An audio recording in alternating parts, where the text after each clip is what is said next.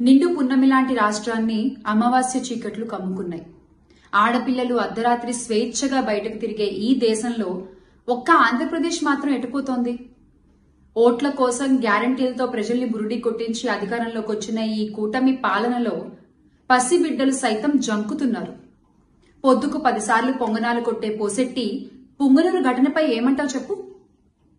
అన్నయ్య అన్నావంటే ఎదురవనా అంటూ ప్రచారాల సమయంలో సినిమా డైలాగులు కొట్టి అధికారంలోకి వచ్చిన ఇప్పటి నాయకులు జరుగుతున్న అఘాయిత్యాలపై, అత్యాచారాలపై నోరు మీద పరేం సామి?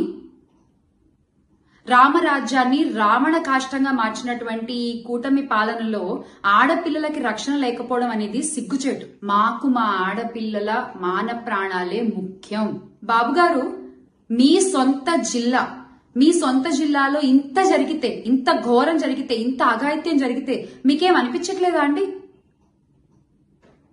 బాబొస్తే అదొస్తుంది, బాబొస్తే ఇదొస్తుంది, ఇవన్నీ దేవుడెరుగు.